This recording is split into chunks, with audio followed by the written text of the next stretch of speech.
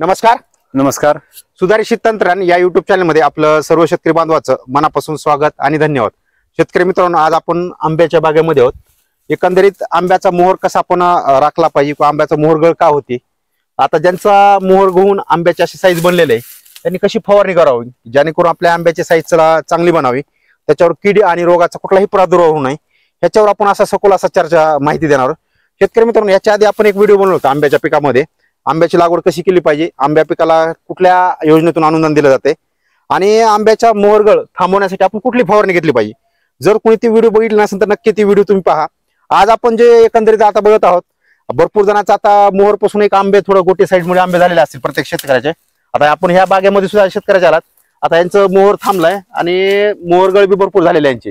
आणि त्यानंतर तुम्हाला आंब्याची साईज सुद्धा दिसत असेल, काही ठिकाणी आंबे झालेत. आता एकंदरीत ह्या शेतकऱ्याचे किती झाड आहेत व यांनी कसं नियोजन केलं हे आपण थोडी चर्चा करू.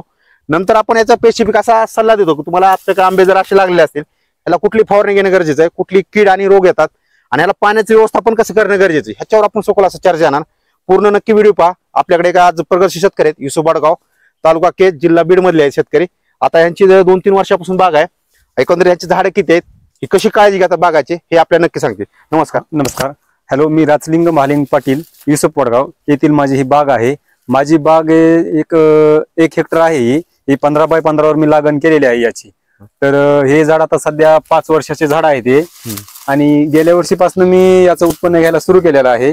तर हवामानाच्या बदलामुळे अथवा कीटकाच्या उपद्रवामुळे यावर्षी जरा नुकसान झालं. तर मी ही ज्यावेळेस फवारणी केली, तौर लागायच्या आधी म्हणजे मोहर लागायच्या आधी फवारणी केली, त्यावेळेस बुरशीनाशक, साप आणि एक आयुर्वेदिक दिलता आणि गोमूत्र आणि हे लिंबोळी अर्क याची फवारणी केली.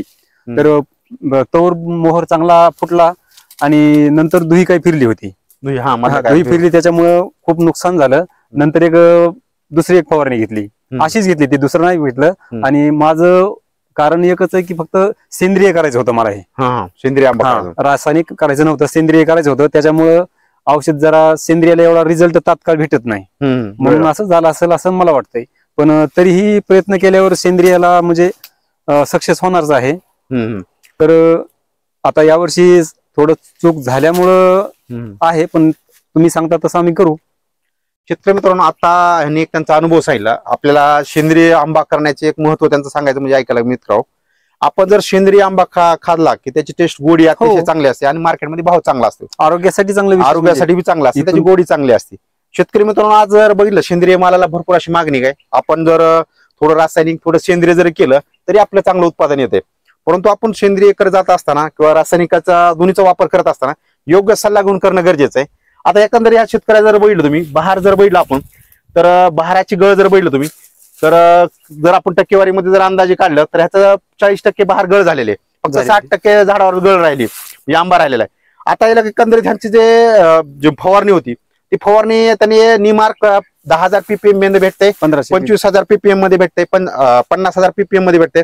आता याला ट्रॉंग ppm असलेलं निमार्क मारायचं तुम्हाला. आता 10,000 ppm चं मारा तुम्ही, 25,000 ppm, आपण 1500 मारलं ते एकदम लोल जास्त जितकं मारतात. आता ही सगळ्यात जास्त बाहेर गळण्याचे कारण म्हणजे रसशोषक किडीमुळे, दुसरं म्हणजे दुहीचा असणार प्रादुर्भाव, तिसरं म्हणजे बुरशीजन्य रोगावर, आणि तिसरं म्हणजे सगळ्यात महत्वाचं कारण म्हणजे आपलं अति पाणी. जर बहाराच्या स्टेजमध्ये तुम्ही जर अति पाणी दिलं झाडाला तर बहार गळ होते, कारण की मुळी स्टॉप होऊन जाते झाडाची. मुळी स्टॉप झाल्यानंतर वरचं जे एकंदरीत बहार स्थापन असेल किंवा बहार गळ त्याने होत असते किंवा फळ जे साजणे. आता लक्षात घ्या, बहार तुम्हाला जास्त करण्यासाठी तुम्हाला पाण्याचा जितका जास्त ताण देता येईल झाडाला ते पाणी द्या. आता ह्यांचं जर बघितलं आंतरपीक एकंदरीत ऊस आहे, आता जरी हे म्हणले नाही तरी त्याला पाणी जास्त ऊसाला पिकाला झालं, त्याच्यामुळे 9 वर फुटत आहे, म्हणजे आंबा अजून वाढत चालू आहे त्याची, परंतु अजून फळधारणाला आहे. आता दुसरं म्हणजे लक्षात घ्या, आपण बहार गळ करण्यासाठी चांगले औषधं तुम्हाला सांगायचं, जर तुमचा बहार 100% गळायला नाही पाहिजे, जे 60% 80% आपला बहार झाडावर राहायला पाहिजे, तर यासाठी तुम्हाला वेल एस्टामोन प्रोडक्ट भेटते, अँटीबायोटिक आहे, बुरशीनाशक आहे, त्याच्यानंतर इमॅक्टो नावाने भेटतंय. घोंगण किंवा आळी असेल ते सगळं गाळून टाकते, म्हणजे फुलकिडे वगैरे असतील त्याच्या अटॅक करणारे रसशोषक किडे असतील ते सगळं थांबवतोय. त्यानंतर तुम्हाला सगळ्यात महत्वाचं 12 खत घ्यायचे, त्याच्यामध्ये 12 खत किंवा 19 खत घ्या.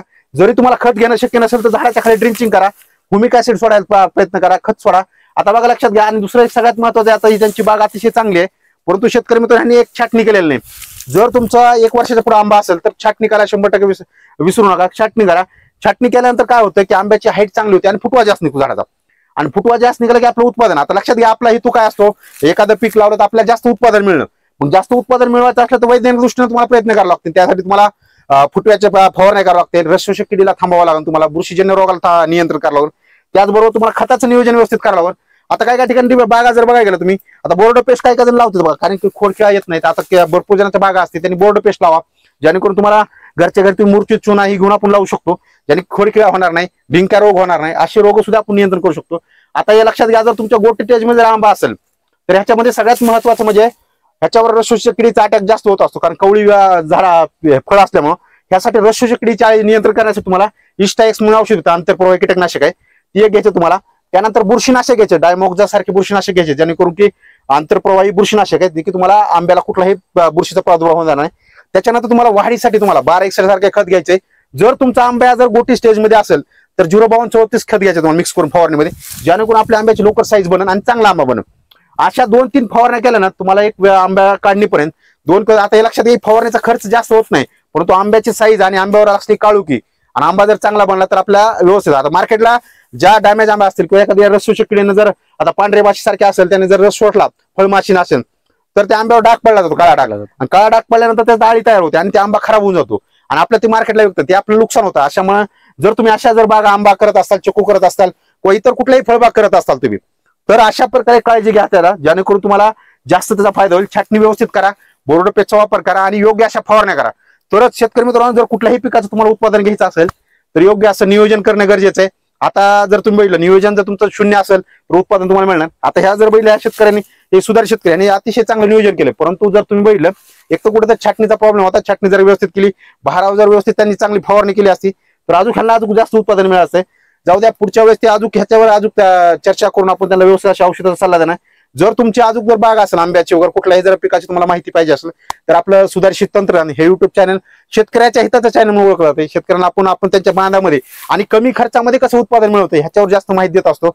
ज्यांना कुणाला ते आपला व्हिडिओ आवडला असेल किंवा त्यांचं तुमचं जर काय नवीन म्हणणं असेल, नक्की आपल्या कमेंटमध्ये सांगा. आपला सुधारित तंत्रज्ञान या युट्यूब चॅनलला आपले साधारण शेतकरी सुपरवाईजर शेतकरी आहेत, यांनी आपला अमूल्य वेळ आपल्या चॅनल दिला, त्यांचं स्वतःचं एक मार्गदर्शन सांगितलं, आपल्या बागेमध्ये त्यांनी सल्ला देण्यासाठी आपल्याला एक मदत केली, त्याबद्दल धन्यवाद.